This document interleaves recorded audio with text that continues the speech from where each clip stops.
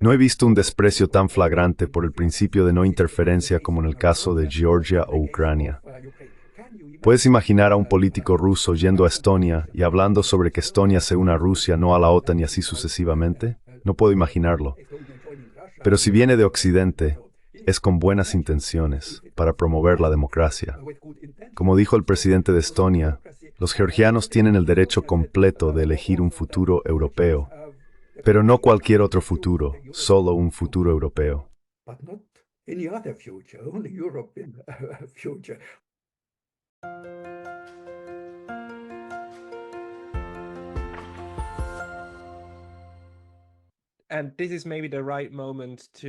Y este es quizás el momento adecuado para pasar a la segunda parte de nuestra entrevista.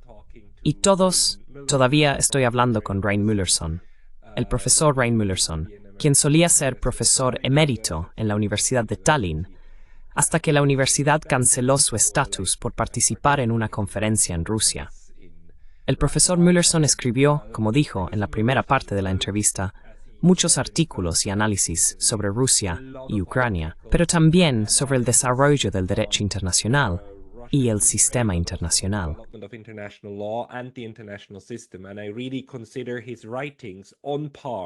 Y realmente considero que sus escritos están a la par con los de personas como el profesor John Mearsheimer. Son realistas y tratan de observar lo que está sucediendo sobre el terreno y luego cómo eso impacta a los diferentes actores desde su perspectiva, sin realmente favorecer a uno u otro. Y me gustaría señalar tal vez su artículo más importante, o uno de los más perspicaces, aunque debo decir que no he leído todos sus artículos. Escribió uno en 2014, poco después de los eventos de Maidán. Este artículo fue publicado en abril de 2014 sobre Ucrania como víctima de la geopolítica. Si lo lees hoy, 10 años después, es muy profético en cierto modo de la imagen que dibujas.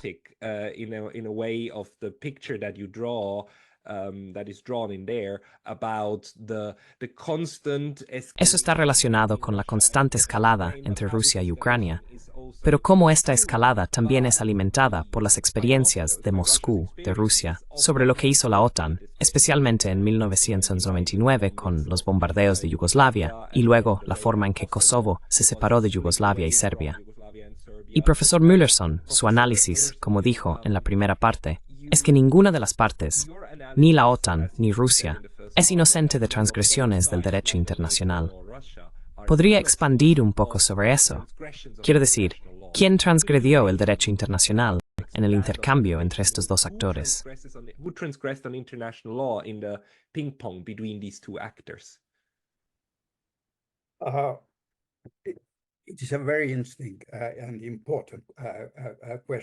Es una pregunta muy interesante e importante.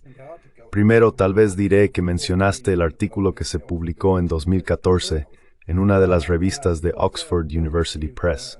Fue bien recibido entonces y aún más después de 2022, así que el artículo fue retomado y participé en una conferencia en marzo de 2022 en Alemania, donde se discutió mi artículo, este artículo de 2014, y los eventos que siguieron.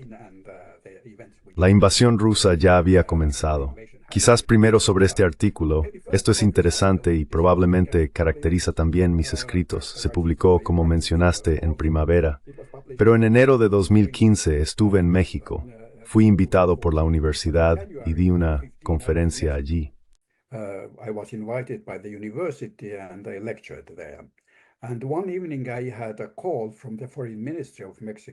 Una noche recibí una llamada del Ministerio de Relaciones Exteriores de México y el ministro me invitó a tomar té tarde en la noche. Y fui, por supuesto. Incluso estaba intrigado. ¿Cómo sabía que yo estaba en México? En ese momento simplemente era profesor en la Universidad de Tallinn. No tenía ningún cargo.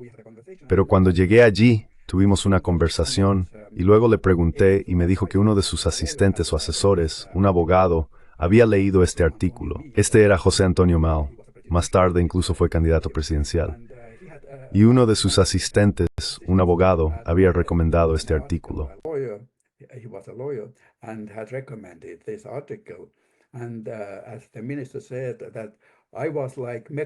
Y como dijo el ministro, yo era como México, no alineado en mi artículo. Así que por lo tanto, para mí fue realmente muy agradable escuchar que no estaba alineado.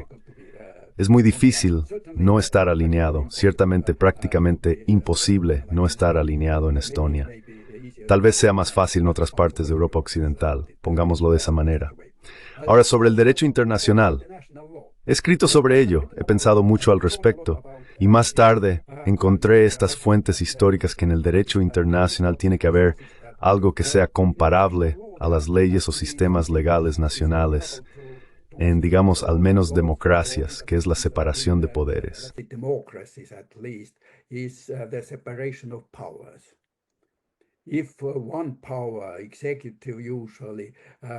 Si un poder, generalmente el ejecutivo u otros poderes se vuelven demasiado poderosos, entonces el Estado de Derecho o la democracia se distorsionan mucho, si no desaparecen. Por lo tanto, debe haber una separación de poderes, y en las relaciones internacionales esto es el equilibrio de poderes. Y aunque durante el periodo de la Guerra Fría, que no fue muy bueno, el mundo bipolar no fue muy propicio para el desarrollo del derecho internacional. Sin embargo, había un equilibrio de poderes entre el este y el oeste, la Unión Soviética y los Estados Unidos y sus respectivos aliados.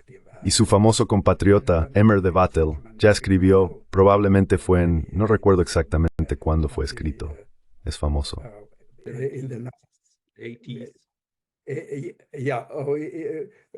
I don't remember exactly when it was written. His famous Droit de Genre, which is the law of nations. Que es la ley de las naciones, diría ahora, que trata sobre el derecho internacional.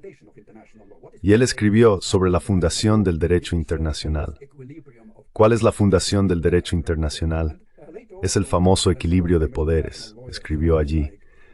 Y más tarde también varios abogados internacionales famosos como Oppenheim en el Reino Unido escribieron también sobre el equilibrio de poderes como una de las bases del derecho internacional. Y esto es exactamente lo que desapareció cuando colapsó la Unión Soviética.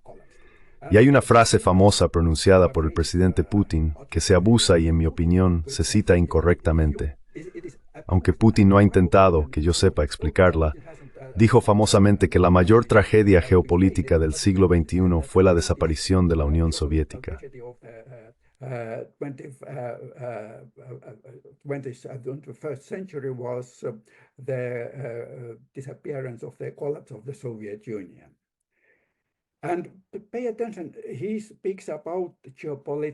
Y presten atención, él habla sobre una tragedia geopolítica. No dice que fue una tragedia que el sistema comunista colapsara, porque he visto sus entrevistas, pero fue hace mucho tiempo cuando era muy proeuropeo, diría yo. Hablaba de Rusia como un país europeo, y no estaba en absoluto descontento por la desaparición del sistema o régimen comunista en la Unión Soviética.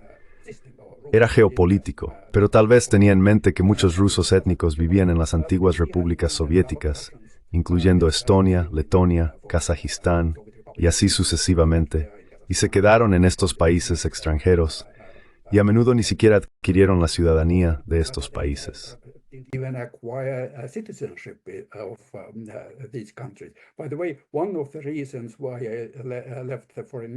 Por cierto, una de las razones por las que dejé el Ministerio de Asuntos Exteriores de Estonia, estuve al frente del ministerio durante el intento de golpe de Estado en 1991 en Moscú, fue que no estaba de acuerdo con la política de dejar a aproximadamente un tercio de la población sin ciudadanía estonia. Aún más preocupante fue que muchos de ellos adquirieron entonces la ciudadanía rusa. Esto no solo era, digamos, contrario a los derechos humanos. Como abogado de derechos humanos y ex miembro del Comité de Derechos Humanos de la ONU, creo que esto también era contrario a los derechos humanos, sino que también era un problema de seguridad. No sé exactamente cuántos, pero en una pequeña Estonia con una población de 1.300.000, probablemente haya algo menos de 100.000 ciudadanos rusos viviendo allí. 1,300,000 is the population. There is something less than 100,000, but there are Russian citizens living there. They were even born, many of them were born. Muchos de ellos nacieron en Estonia, pero no adquirieron la ciudadanía estonia. Y esto puede ser una de las amenazas a la seguridad en estos países, y también era contrario al derecho internacional. Así que ahora, para terminar esto, creo que lo que subyace a un estado tan triste del derecho internacional es esta ausencia de un equilibrio de poder. Dije cuando estaba en San Petersburgo, mi discurso fue entonces en ruso, pero dije algo así: la arrogancia y la imprudencia de una superpotencia no pueden ser contenidas solo por el derecho internacional. Aquí se necesita otra superpotencia, una coalición de poderes, para enfrentar a esta superpotencia arrogante. Y entonces el derecho internacional puede tener su, digamos, civilización y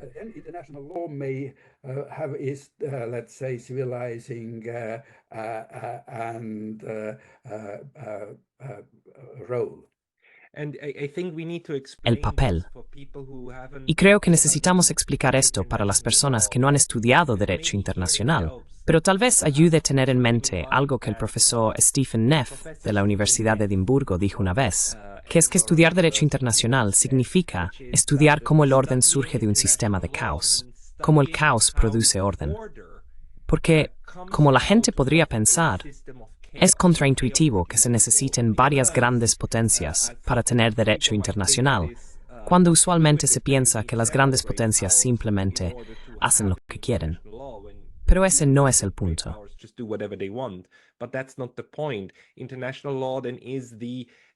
El derecho internacional, entonces, es la negociación de estos poderes, de cuáles son las reglas del juego y de todos los demás, de lo que aceptan como las normas que están dispuestos a seguir.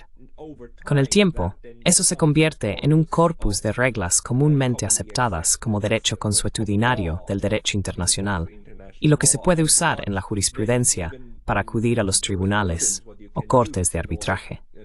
De esa manera, el derecho internacional no es la imposición de un poder u otro, sino que es la estructura de lo que todos acuerdan. ¿Cuáles son las normas que rigen nuestras interacciones? ¿Es eso en lo que estás pensando?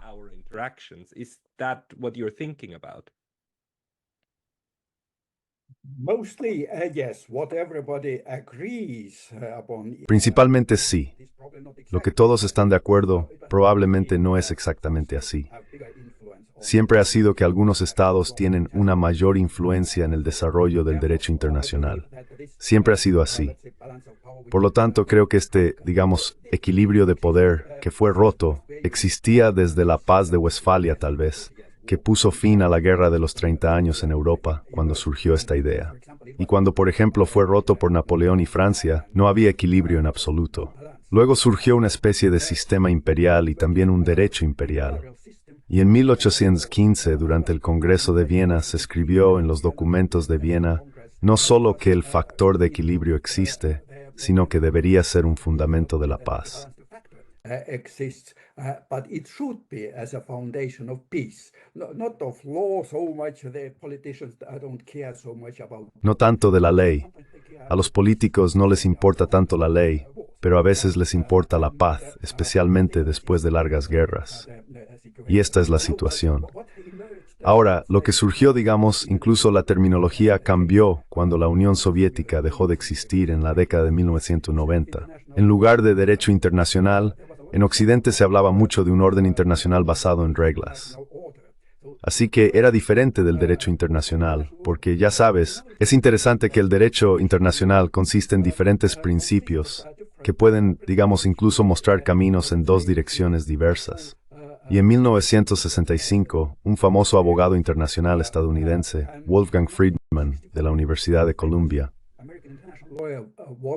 Wolfgang Friedman from Columbia University, he wrote that there are escribió que hay principios de derecho internacional, que son principios de coexistencia, principios de cooperación e incluso principios de integración. Se refirió a la integración económica europea emergente en ese entonces. Pero curiosamente, principios de coexistencia, como el no uso de la fuerza, la no interferencia en los asuntos internos de los estados, la igualdad soberana de todos los estados y el respeto por la soberanía de todos los estados, grandes y pequeños, yo diría autoritarios y democráticos también, y principios de cooperación, como la integración económica, la cooperación económica y especialmente los derechos humanos, los derechos de las minorías, etc., forman esta parte.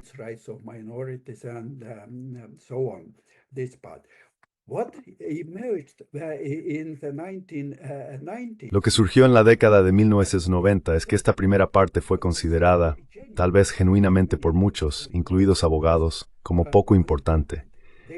Eran principios westfalianos antiguos, y ahora el nuevo orden internacional estaba tomando forma, y todos estos se basaban en estos principios de cooperación.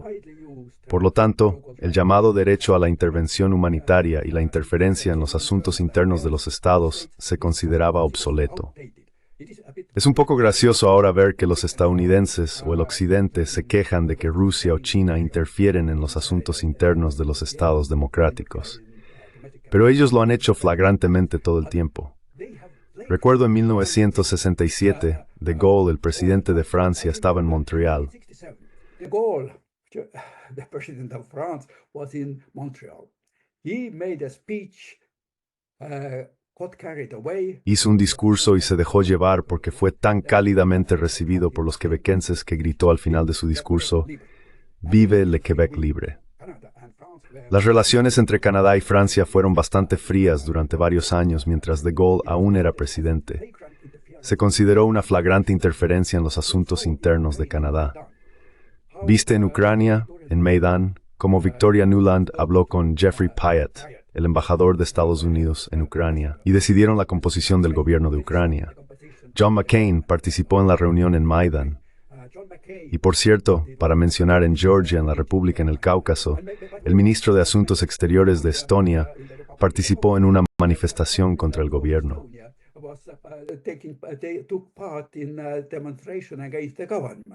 Ahora mismo hace 3 días o hace 2 días. Sí.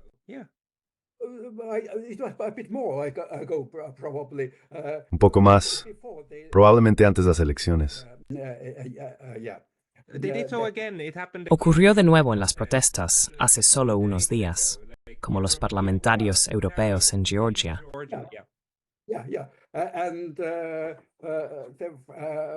Sí, y el presidente francés de Georgia también. No he visto. Puede ser, no niego que Rusia y China probablemente den una probada de la misma medicina a los países occidentales también ahora. Pero no he visto un desprecio tan flagrante del principio de no interferencia como en el caso de Georgia o en el caso de Ucrania. Puedes imaginar a un político ruso yendo a Estonia y hablando sobre Estonia uniéndose a Rusia, no a la OTAN, y así sucesivamente. No puedes imaginarlo. Pero si viene de Occidente con buenas intenciones, para promover la democracia, como dijo el presidente de Estonia, también que los georgianos tienen el derecho completo de elegir el futuro europeo, pero no cualquier otro futuro, solo un futuro europeo. A veces pienso que tienen en cuenta cómo está evolucionando el mundo ahora. Quieren unirse al oeste demasiado tarde. Probablemente también sería mejor tener en cuenta sus propios intereses. Y esto es trabajar con China, con Rusia, en otros países.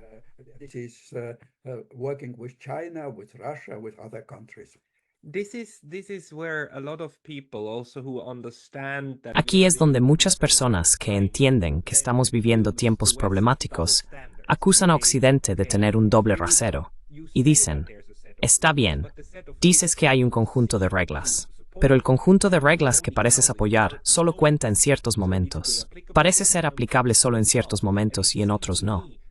Y me parece que muchos pensadores occidentales aplican estos diferentes principios en diferentes momentos. De modo que no es el acto lo que determina si algo es, en su opinión, legal o legítimo.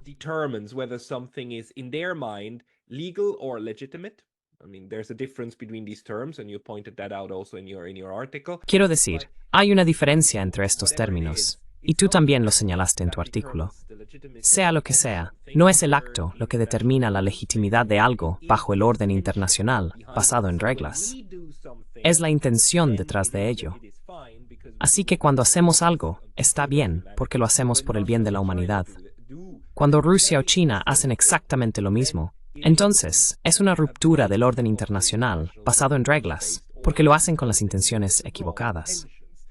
Entonces, es el poder absoluto de definición o definitorio que Occidente afirma tener lo que determina la legitimidad de algo y no el acto.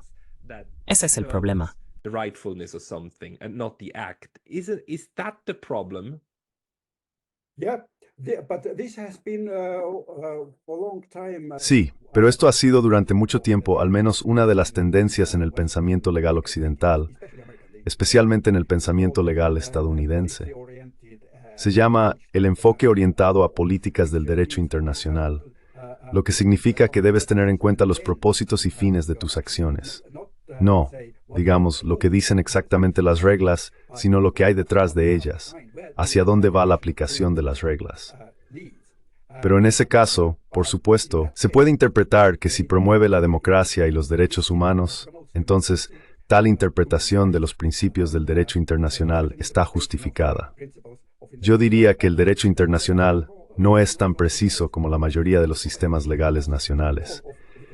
Esto es resultado de compromisos y negociaciones, y por lo tanto, muchos principios e incluso normas del derecho internacional dejan bastante espacio para la interpretación. Interpersonal juris termina. A veces es mejor romperlo que doler, para el desarrollo por más para las relaciones internacionales. Harmful to international law.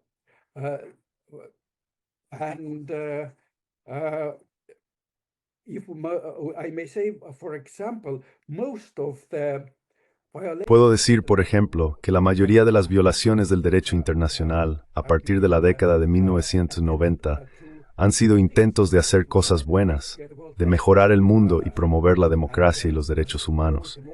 Pero todas han llevado a violaciones de las normas del derecho internacional.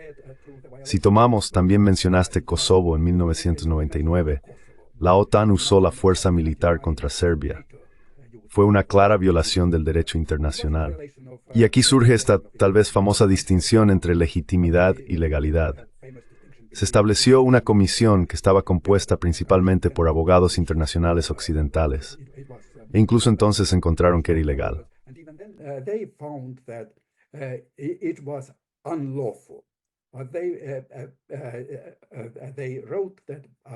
Escribieron que era legítimo porque era para salvar vidas humanas y proteger a los seres humanos. Y así podemos ver la invasión en Libia en 2011. Además, es un caso interesante porque la intervención de la OTAN se basó en una resolución del Consejo de Seguridad de la ONU. Pero la resolución se refería al derecho de proteger vidas civiles, no a cambiar el régimen ni a luchar juntos para dar apoyo aéreo a los rebeldes en el país, lo que llevó al colapso de Libia. Y de manera similar, ninguna intervención occidental durante este periodo después del fin de la Guerra Fría ha mejorado las cosas en ningún lugar. Así que si tomamos Libia, Afganistán, Irak en 2003 y así sucesivamente. Iraq, 2003 and so on. Déjame preguntarte aquí, porque Occidente, en 2022, cuando comenzó la invasión a gran escala de Ucrania, y uso esa expresión porque, para mí, la guerra comenzó en 2014, cuando empezaron los disparos, y el conflicto armado comenzó en el 14, pero en 2022 se hizo mucho más grande. Entonces, hubo una gran indignación en toda Europa Occidental y los Estados Unidos de que ahora Rusia ha roto con el acuerdo posterior a la Segunda Guerra Mundial o posterior a la Guerra Fría, de que no cambiamos fronteras por la fuerza, no invadimos países. Esta es una guerra imperial de agresión.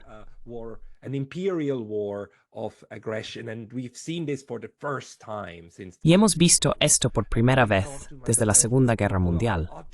Y pensé para mí mismo, estas personas están olvidando por completo todos los otros problemas, intervenciones que tuvieron lugar, y los cambios de régimen forzosos, y los cambios forzosos de fronteras con Kosovo, y demás, que no estaban de acuerdo con el derecho internacional. Pero parece haber esta idea nuevamente, de que si lo hacemos nosotros, está bien.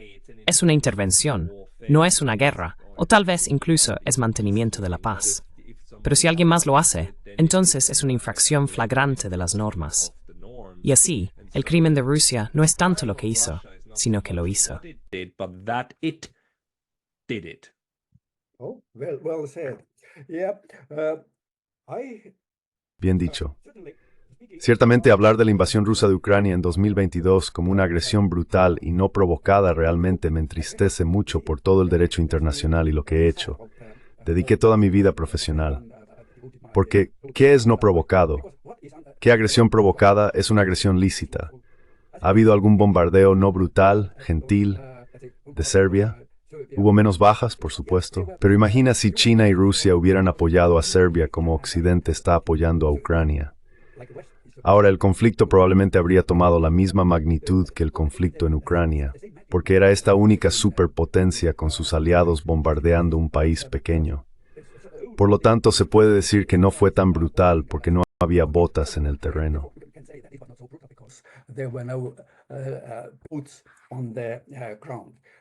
What I think about the war in Ukraine particularly, of course it was Lo que pienso sobre la guerra en Ucrania en particular, por supuesto, es que fue provocada, como dijo el Papa y muchos otros han dicho, pero eso no es suficiente.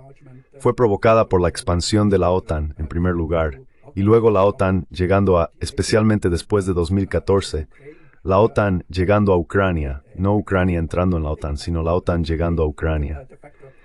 El hecho de la otanización de Ucrania comenzó, y sabes, recuerdo que fue en 1963. Dean Acheson, el exsecretario de Estado de Estados Unidos, fue preguntado sobre la política de Estados Unidos o sobre la crisis cubana. La Unión Soviética había comenzado a establecer misiles con ojivas nucleares en Cuba, en el territorio de Cuba, completamente de acuerdo con el derecho internacional. No hay violación del derecho internacional aquí. completely in accordance with international law. No violation of international law here. Cuba, Fidel Castro was for that.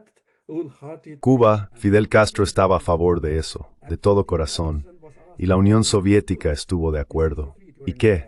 Y a Dean Acheson le preguntaron los estudiantes en 1963 durante la reunión de la Sociedad Americana de Derecho Internacional, ¿cómo es, si lo comparas con el derecho internacional, las acciones de Estados Unidos? Y Dean Acheson dijo que esto no es una cuestión de derecho internacional. La propia supervivencia de los Estados Unidos y el prestigio de los Estados Unidos, una gran potencia, estaban bajo amenaza. Y esto no es una cuestión de derecho internacional. Recuerdo, ya sabes, Rusia podría haber dicho, o Putin podría haber dicho esto cuando Ucrania comenzó el proceso de convertirse en miembro de la OTAN en marzo.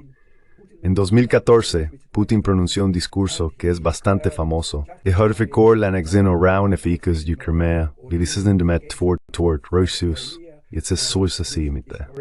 religious factors and so on. But for me as a non-Russian, but knowing the situation on the Pero para mí, como no ruso, pero conociendo bien la situación sobre el terreno, no se trata solo del derecho internacional. Su postura geopolítica era el verdadero problema. No estoy diciendo que para Putin fuera lo más importante. Él es ruso y no sé exactamente lo que piensa, pero hizo una broma diciendo algo así. Los marines estadounidenses generalmente son grandes tipos, pero él preferiría invitarlos a Sebastopol en lugar de ser invitado por ellos. Así que significa que si Ucrania hubiera estado en la OTAN, en esta base naval en Crimea, Sebastopol, habría habido una base naval de la OTAN o estadounidense. Y por supuesto es como los misiles soviéticos en Cuba. ¿Qué es eso? ¿Americanos en Cuba? Ucrania.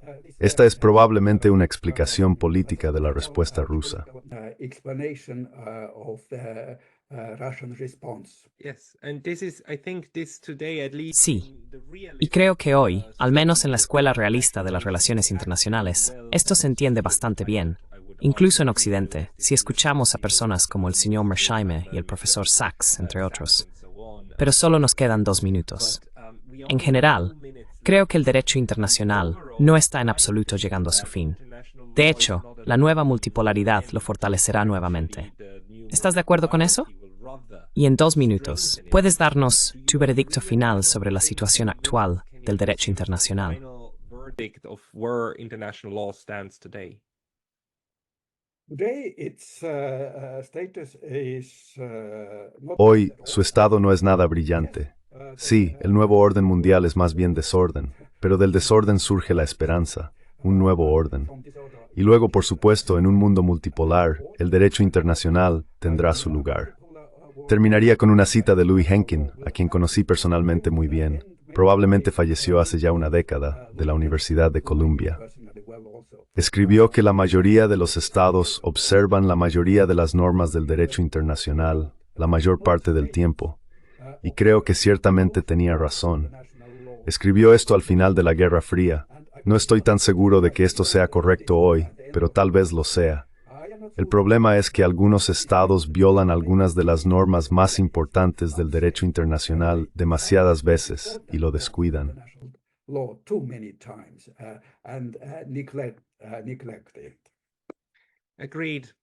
De acuerdo, pero eso es lo que vigilamos e intentamos señalar cuando lo vemos. Profesor Müllerson, enlazaré sus artículos y demás en la descripción de este video. Muchas gracias por su tiempo hoy. De nada.